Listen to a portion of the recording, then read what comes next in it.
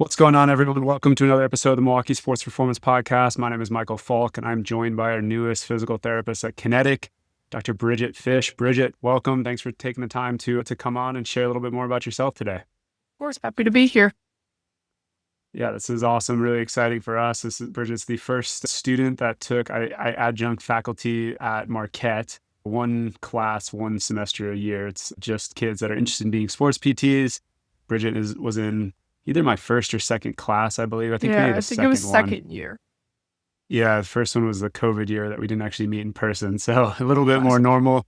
And then she went on to be a physical therapist for the Milwaukee Brewers before wanting to return back to the Milwaukee area and kind of move into the outpatient sports world. So we are happy to have her on our team and working with clients in our area now.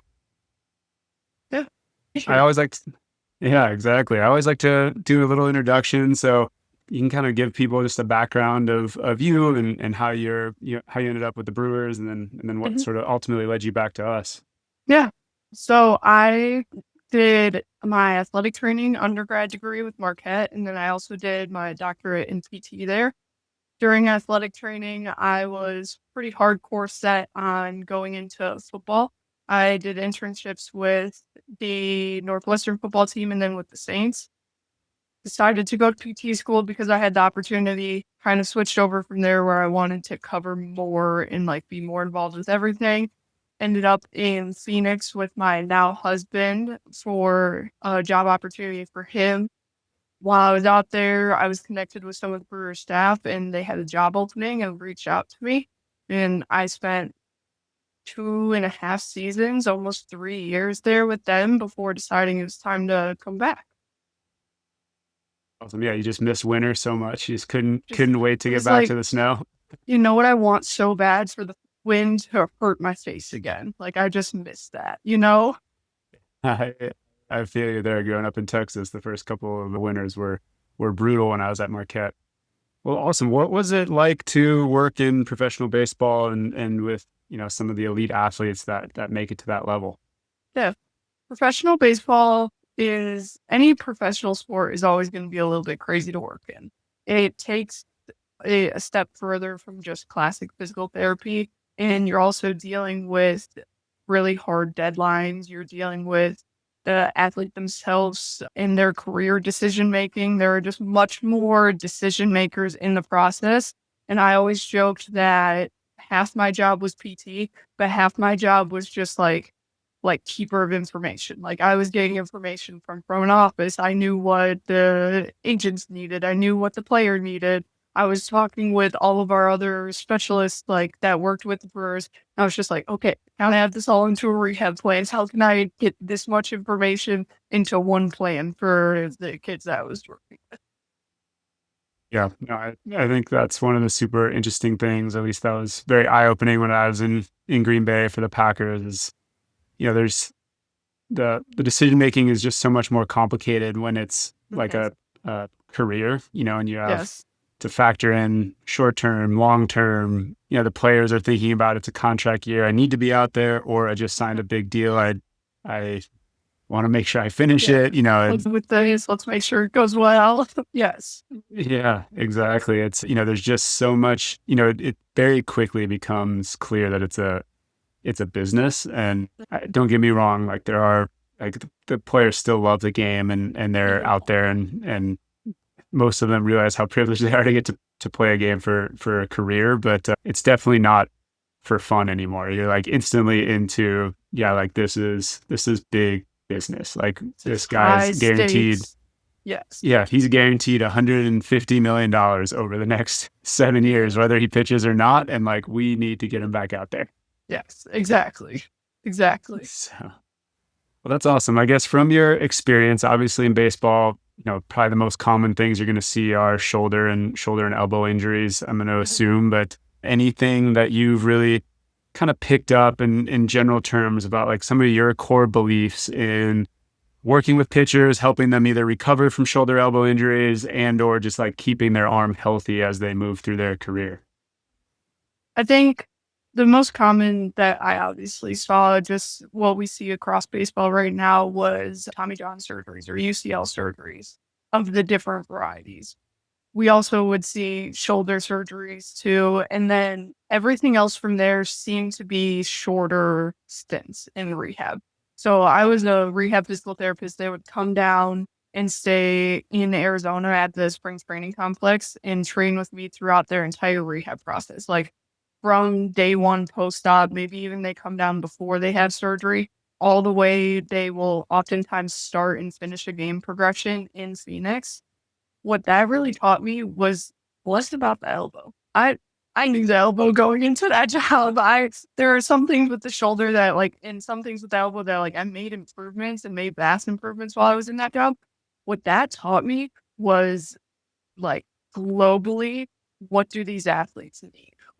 Kind of understanding and working very closely with both my pitching coach and my strength staff of this is bigger. This is bigger than they just need to get their grip strength back up. This is bigger than, okay, make sure they have some shoulder range of motion before they go back into it.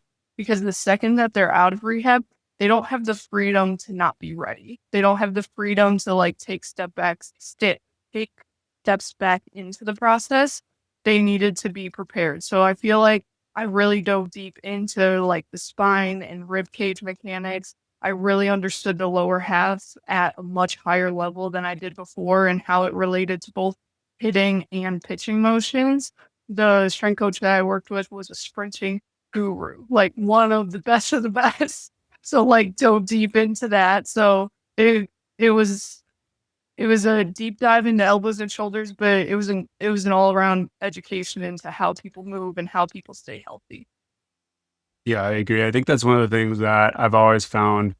I never played baseball growing up. I kind of similar to you, always thought I wanted to get back into football, but even during school, I was always fascinated by the throwing motion because I do think it's one of the few true expressions of total body athleticism where I'm not the biggest, I've got a hangnail on my little pinky, so my right elbow hurts type person. But I really do think with pitching, it's just impossible to separate you can't balance on one leg or you can't control a single leg squat. And that does play into how you're going to deliver and how are you going to have a consistent arm action and all of those things. And I think that's one of the things that I always really liked was having to look outside of just this part is injured and look a little bit broader. Yeah, I agree with that. Yeah, no, that's really fascinating. I think it's, great that you're bringing all that experience to us. And I always say, when I talk to people, it's in the area, we probably see more baseball players at a high level than almost anybody. But, relative to when you're managing, not that you're individually managing all 300 guys at a time, but, the total global organization is huge. And when you're seeing that much stuff in that dense of an environment, and also the frequency, I think, is something that people don't always realize the difference between, we do outpatient wise where we're seeing people 1 or 2 days a week. You're seeing players rehabbing down there 6-7 days a week. That's just a lot of reps that you got very early in your career, which I think is really a great way to develop as well. Yeah. I feel like the same goes for, I worked in an classic outpatient clinic for, I think, about 6 months before I started with the Brewers, maybe 7 months. And I look back on that time and maybe it wasn't the highest level of care that I was able to provide just due to time constraints and everything like that. But I got an insane amount of reps when I was out there. That grew me in my confidence level, interacting with patients and what I needed to do as intervention techniques exponentially from the moment I graduated to the moment that I started with the Brewers. Yeah, I agree. I think that's something that I talk to our students about a lot when they choose to do clinicals here and things. It's I can tell you what we're really good at and what you're going to get here in terms of time with clients, time to prepare, the technology to do that, those things. What you're not going to get is super high volume because that's just not what we do. You're not going to see 20 patients in a day. You're going to see 20 patients in a week. And there is a skill set to just it's not my ideal client, but I need to help this human being in front of me feel better, make progress. And having to do that in those settings, I think does help with development too. Yeah. Awesome. Well, I know you mentioned kind of the spine and rib cage in reference to pitchers especially, but I know you also, see and really like working with the spine and rib cage. Can you just share some of your overall philosophy a little bit on if you have someone that's dealing with some type of, whether it be a specific pain or injury condition with the back area, or, just some of the kind of your favorite approaches or your overall viewpoint of how do you manage someone that is dealing with a back issue? Yeah. I think what made me dive deeper into nerves and into the spine was really my pain science course when I was at Marquette. Understanding the ways in which our body is able to wreak havoc upon itself. When pain signals get sent out, our body is trying its best to protect us. It thinks it's doing the right thing, and it just locks us up and holds a position that if we ever get out of, it becomes painful again. And I feel like from seeing, especially with the Brewers, where we were talking about, I saw them 6 days a week. And I would see these events of low back pain, or maybe they popped a rib out, or have some of that new onset discomfort, where we were able to quickly get involved because they were right there. They would just walk in and be like, Bridget, you got to help me with this one. Something's wrong. I was treating their elbow, but I'm also their athletic trainer in that situation. I get to help them with anything that they have issues with. So being able to be involved on those really early steps and seeing that, just getting moving as early as possible, alleviating the discomfort and pushing it forward in a way that gives the body signals that it's safe to move and safe to move forward, made an outstanding difference compared to the people that I had seen that were maybe they had been dealing with it for 3 months on their own. And it's just dang, these things aren't working as much as I want them to. And it's because the longer that pain is around at the spine, the more time it takes to almost break the spine's habit of protection, break the spine's habit of being in pain. So I feel like I dove so deep into it because there are some very cool manual therapy techniques where we can get it to feel better a lot faster. But I also think I dove deeper into it because it's something that, with the correct tools, the patient has a ton of control over and the athlete has a ton of control over. They just need those tools. And I think providing those and being able to give them tools in their tool belt where back pain doesn't become this helpless thing is something that's very rewarding to me and something that excites me about physical therapy. Yeah. I think it's really cool. I talk to patients a lot. I had this conversation just with a client I was seeing this week that's a firefighter. And I think when you can start giving people control over their symptoms, where it's I feel way better, and I'm very straightforward. It's you have chronic low back pain. I can't promise you your back's never going to hurt again, and that you're not going to move funny, sleep wrong, pick up something in a funny way, and it's going to bother you. It's but what I feel more confident telling you is you're responding well to this routine, this exercise thing. Now we know what to do, which I was I think it's more powerful because you don't have to worry about it. It's it might happen. I hope it doesn't, but it more likely than not, at some point it's going to.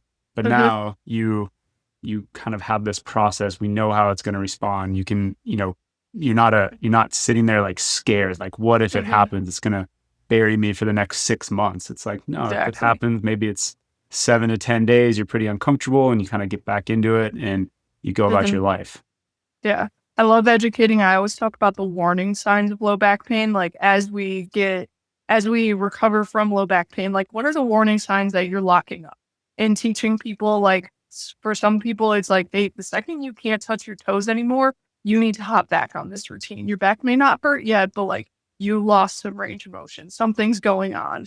Or the people that have that chronic hamstring tightness that maybe is there for 2 or 3 weeks before their back flares up, and teaching them those things that they can intervene sooner and have more of that control over their low back pain. Yeah, no, I think that's awesome. I know one of the other things that's been really exciting to me is, as I try to build a team here, it's I want people that view things in the same general way and same approach, which I think you fit really well into our overall philosophy. But I also want to gather clinicians that have unique skill sets. And I think you're bringing some, different manual therapy techniques and things that, some of our other teammates don't, haven't had that experience with. And that's really exciting to me because we can all learn from each other. But can you just talk a little bit about kind of your manual therapy background and how does that play into your overall treatment approach? Yeah. I graduated TT school and I was exercise first. No questions asked. I was like, manual therapy, I don't have the skill set to make it worth my time. So I am not pushing towards that. I had two bosses. One was at my clinic that I worked at. One was with the Brewers that were geniuses of manual therapy. Like they could, no matter what happened, someone came on the table, they could make them feel at least 80% better that day and then build an exercise program surrounding them. And I feel like it flips back to like the pain science that I was talking about, where all of a sudden I was like, you know what? Yeah, if I can improve the range of motion that I need to, or reduce the pain that might be inhibiting some muscular strength, let's do it. And then let's get into the exercises that are actually going to create some of that more lasting benefit. So the one clinician that I worked with was a fellow of manual therapy. She taught me a lot of my like high velocity mobilization techniques and gave me quite a bit of confidence there. The other one that I worked with he was much better with rib cage mechanics and understanding of like shoulder and scapular mechanics, where I was able to learn some stuff there. And that pushed me into getting into a course called stechofascial mobilization. It might be mobilization or manipulation. I always forget. But that just led me down this pathway of understanding these chains throughout our body and how one place connects to another place, and kind of being able to help that athlete that's like, I have a hangnail on my big toe, I can't throw today. Because especially with high level athletes, and maybe not even high level athletes, maybe just high performing people that want to work out a couple days a week, if you knock them off that trend for even a week, if they're dealing with some hip pain, if they're dealing with some shoulder pain that knocks them off of what they do, getting back into it is even harder. So like if someone comes in and I can clear up that like, oh, my left big toe, I can't throw, and I have the ability to help clear that up so that I can actually give them the tools and the strength exercises that they need to keep moving forward, I like it. It's been something that's been like game changing in my clinical practice, not in a way that I don't think it's ever anything that's the only thing I want to do, but I think it just creates this big leapfrog forward effect where we get over the initial, like, well, I always call them boring PT exercises, but like the push into the wall this way, push into the wall that way, that are effective and they work and they do their job. But I don't like counting to 10 seconds. I know the patient doesn't like counting to 10 seconds. If I can move forward past that portion, I want to every single time. No, exactly. Yeah, I think it's just exciting. And I think there's so many, as a clinic, our philosophy is always like, athletes, especially high performers, like they don't get better laying on the table, which I think we all truly believe in. But it's like, yeah, there are people in pain. And when you can accelerate them past that, when you can, clear up ranges or discomfort and get them on their feet, moving, feeling better sooner, like that's a win-win for everybody. So Exactly. I know we're all excited to, we're all learning a lot from you, and that's an exciting, like nice addition to our team and continuing to enhance our skill set and offerings that we're able to provide to clients. Yeah. I know the other big thing for you that I've picked up on a lot in the sessions that we've kind of co-treated together and shadowed you as you've been getting going with us here is just your belief and your, what's the right word of saying it? Like just your understanding of how important a weekly routine is for people. Obviously, I think when we talk routines, we instantly go to like pitchers and getting on their, 5, 6, 7-day rotations. That's an easy one. But even with the everyday person and just how routine can impact their pain, their symptoms, their activity levels, those things. So if you want to just highlight some of your kind of key takeaways from how you like to help people build weekly schedules and integrate that into your plans. I think the biggest place that this stems from is obviously baseball. You're so right. Like pitchers get on their pitching routine. They know that they're either like a second or a third day bullpen guy, and they know what exercises they do surrounding those. And I was like, you know what? This works. This makes sense for a lot of people in how we organize exercise routines and mobility routines around that can make a big difference. It's the difference between your like younger pitcher that maybe the day after comes in with super locked up range of motion to the point that knocks them down and puts them on the aisle, versus like if you get one of the older guys or one of the more experienced guys, they come in with that same lockup and they're like, don't worry about it, I'll be fine in 2 days. And they know their body, they know what they can do to counteract some of what the change is happening. So in flipping that to more just like everybody, this gets into like just knowing what's going to go on. I feel like having a pre-thought out plan for what's going to happen with your pain, with your shoulder, with whatever's going on. If you know that you're getting back into activity and you want to start your fitness classes again, you want to start whatever, that's going to be harder on your body. So like, let's talk about like, what's your warm-up routine? How do we turn on the muscles that are being turned off by your pain right now? How do we open up the mobility that your body is thinking that it's protecting you by holding out of, but is not doing you any good? And then on the flip side, you're a little tight. Those warning signals are going off. What can we do in order to counteract that? And building these routines that people can be consistent with. There's always going to be a certain level of like, okay, we need to hit strength hard, but like, we also, if people have their own exercise routine and fitness routine, why not play into that? Why not prepare them to better utilize that to feel better in the future? I just feel like it's that same thing that we were talking about of providing them control. It's also not taking away what they've already built a routine around. It's building into that and like strengthening what they're already doing to better support their body. That's awesome. And it ties in really well with, conversations I have a lot with parents before kids come in or even, just clients as they're here. Like when something that I hear a lot when people didn't do well with PT previously, because we'll get a lot of second opinions or a lot of like kind of failed rehabs. And, when you talk about it, it's like, maybe they had a generic exercise routine. Often they didn't stick with it that well. It's kind of just things that they did every day. And a lot of the feedback that I'll get from the parents is like, well, the kid never did it. And so I'm like, well, yeah, that would be why they didn't get better. I was like, but I also view it as part of our role to explain the importance of it and to tie it into things they're already doing, where it's like easier for them to comply with it, where it's like, it's not that hard to add 2 extra things into your warm-up before you throw. Like you're already doing your warm-up, just do these 2 things with it, then do these 2 things after you throw, and then do these 3 exercises the next day in between starts or in between things. And so it's like kind of tying it to things that they're already doing, to going to the gym, to, at home at night before bed, like things in their life. It makes it easier to stick with that plan. Rather than, I've got to go find 30 extra minutes out of my busy schedule to like do this PT routine. It's like, let's just put it with what you're already doing. Yes. I feel like even just this week, like outside of more of like the baseball athletes, just some of the like client or patients that I've seen like in clinic this week, I'm like, okay, we're building this warm-up routine. I need you to be able to do this at the gym before you start your lift. And it's like, I'll be like, okay, this is the exercise that I'm thinking. Do you have access to this? And they're like, I don't know, maybe. I'm like, no, if it's not going to be easy for you and if it's not going to be something readily available, I have another exercise. That's the beauty of PT. Everyone talks about like a million ways to skin a cat, million ways to do this warm-up routine. I need it to be the easiest for you.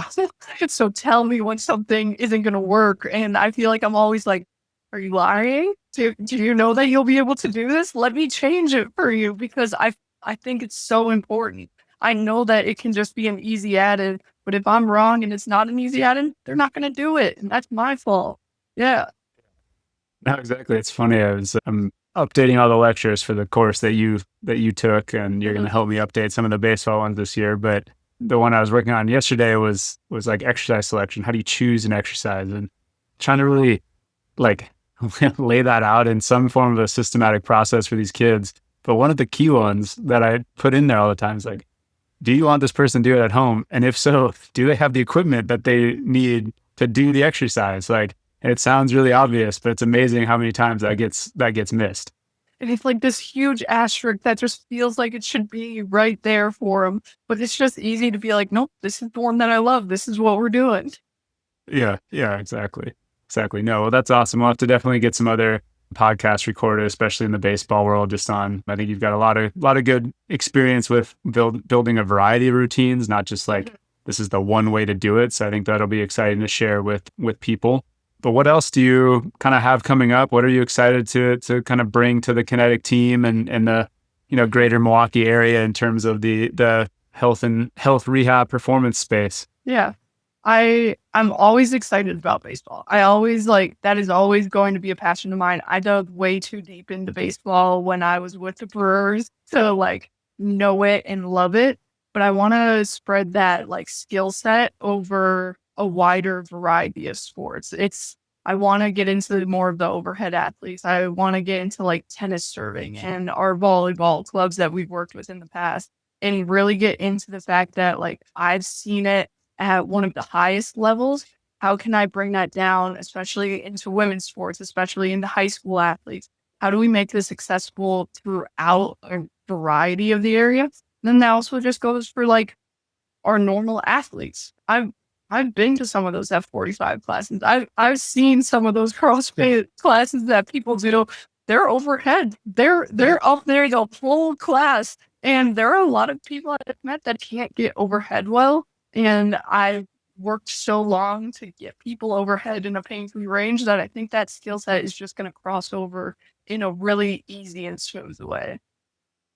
No, I agree. I think it's really exciting, and just getting you into kind of the variety of sports. And I'm excited in the baseball world. I'm a firm believer, and I don't claim to have any of the answers to solve the arm injury epidemic, but I just personally am of the mindset that part of why the professional level is seeing so many more arm injuries is because the injuries are starting earlier and earlier, where, we're getting high school kids all the time getting Tommy John. That used to pretty much be a college injury, like the Little League elbows. I had a phone call with a family yesterday that the kid is now on his third Little League elbow and this one fractured. And, it's like that athlete, if he continues playing, if he makes it, it's going to have such a different risk profile at the highest levels. And I just think it's exciting to bring some of that mindset and skill set to the younger populations and see, can we help people put that first injury off longer? I'm not saying it's never going to happen, but we can push it back 5-6 years from where it's starting now. I think that's really going to help athletes develop more and then, stay healthier for the long run if they do get the opportunity to play past high school and college. So, yeah, I hope the same thing that happened with Brewers, when someone graduated rehab and they were done, it would always be hey, that guy knows his routine. He'll be able to know what strength routine he's doing. He will be able to talk with the athletic trainer and be this is what I need. Imagine if they know that even younger, that's what's exciting to me. If they can start that sooner to take care of their bodies and elongate careers and elongate feeling good as much as we can. Love it. Well, we are extremely excited to have you here.